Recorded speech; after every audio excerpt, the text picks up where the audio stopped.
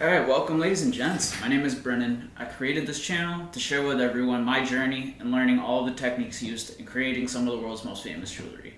And then I'm going to attempt to put those to the test. So, where I left off was I was using the 50/50 Soraya tech in my casting. I was getting some pretty good results with that, but I was looking at some alternatives out there, and what piqued my interest was the Monocure 3D Burnaway, which is this stuff, which I ended up picking it up because of the burnout times. Right now using the Soraya tech, even 50/50, one or the other, blue or purple, I still have to have like a 10-hour at least burnout time, which is a pretty long time. So with this stuff, I'm able to get that down to about 6 hours, which is massive. That leaves me to be able to, I can run multiple tests, during the time that I could in the other one. So the bad thing about this stuff is that it's like $200 a bottle, which is like mind-blowing to me. And then I think I ran into a problem using this stuff. I went over everything I did from my first test, and I'm pretty sure I washed it in the isopropyl alcohol too long, which caused my print. They say that it will end up drying it out, cause cracking, and I'm assuming that is what affected my burnout. I didn't get a complete burnout. It still left a little residue in there. I could see on the cast that it just, I'm striving for something that's out of my reach right now, or I feel like it is. So the Soraya Tech 50/50, that was the best cast I've ever had so far. And then somebody online was telling me that I should use something to give a little poof of air up into the flask when I pull it out the oven and I'm about to cast. So I'm going to use that in my next test. And I'm also going to be using, instead of isopropyl alcohol to clean my prints with the Monocure 3D, I'm going to be using this stuff, which I just got, which is the Resin Away by Monocure 3D. So this stuff is also expensive, $70 a bottle. So, but this stuff actually lasts a lot longer than the resin. The resin, I'm gonna have to keep buying more. But I'm hoping that I can tune this stuff in as well as I could with the Soraya tech. The 50/50 got me the best results, and I'm still going to keep printing. I'm going to run all of that out, so I'm still going to be using it. I'm not going to be completely switching over to this stuff.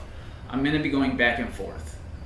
And because I'm able to document everything, I'm able to, look back and see what I changed and see if that actually affected the results, however much it did.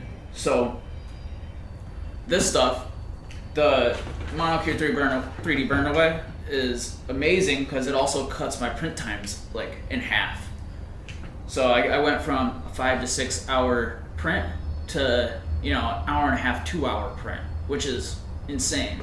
And then a 10-hour burnout down to a 6-hour burnout.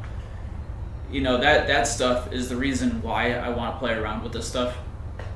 And then I was also having problems with my Anycubic Mono M5S because it not being the Pro version, it doesn't have, or at least I didn't think it had, a bed that you were able to level. So I ended up going out and buying the bed for the Anycubic Mono M5S Pro, which actually has the screws on it. And then after talking to some people online, they told me, you can just peel the things off the side of the bed and that reveals the screws so that you can level it out. So now I have 2 beds, which, could also be a benefit to me, because now I can actually run a print and pull my bed off, throw on the other bed, and then start the next print while I'm cleaning up the other one. So in a production aspect, I'm able to put out more because of having 2 beds. So I'm just going to look at the bright side of that. And then another thing, when you're doing the rapid burnout, which is a 5-6 hour burnout with the Burnaway, is you can only run ratios of 39 to 100 or thicker. So before I was running a 40 to 100 with the with the Prestige Optima. And now I'm also switching to R&R Plasticast, which compared to Prestige Optima, from what I read on their sheets, is the Prestige Optima, at the ratios I was mixing, I only get like 6 to 6.5 minute mixing time before it starts to set up. Now with the Plasticast, that stuff gives you like a 10-minute mixing time before it starts setting, which is pretty massive. It makes it so I can actually suck out more oxygen out of the investment, and I think I'll get a better result with that. And from what I've seen online, people are able to get pretty good results, and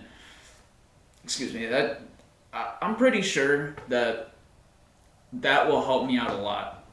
Another thing, I was doing some research on the company that I was buying my Prestige Optima from, and I was buying it on eBay through a company, and I'm not really going to say, but they were doing some shady things. So I'm sure it's perfectly fine. If I'm casting with wax, that's no problem. But when I'm using resin, it's left me, wondering if it could be that. So I'm buying the Plasticast. I already got it, and I'm going to do some tests with that to see if I get better results. Because, granted, they are both made of somewhat the same materials. I'm hoping that because the Plasticast has shown to get good results from other people online, I'm just going to run with it. And, I'm still going to be using all of the other investments when I go to cast, like, bronze or brass or all that stuff, but I'm trying to just stick with the silver because that seems to have been giving me the most issues. And I feel like if I'm able to dial in what gives me the most issues, then the other stuff should be easier, hypothetically. But we're just gonna go with that. And I think that about covers it all. Faster print times, faster burnout times, that stuff is just amazing. And I have a bunch of ideas for tools that I'm going to be making, which I can also use the Prestige Optima and, the 50/50 Soraya Tech or one or the other to be able to print and cast those things. So that pretty much fills in everything that I've done recently. And then everything that I plan on doing in the future is going to get insane. So I've been looking at some fancy welders and looking at the cheaper ones because a lot of them are insanely expensive, in the tens and $20,000, which is out of my price range. Can't afford anything like that. Crazy. So I found the Helix spot welder, and I think I'm going to get that.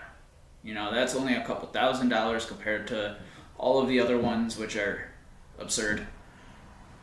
That one seems to me to be the one that will help me fill in the porosity of certain casts. So then I'm able to, fill it in, then clean it up. If there's only a couple little marks in the piece, which I've had some casts where it's like that, and I'm going to end up getting that so that I'm able to fill in the little holes inside of the cast and clean them up so that they look mint.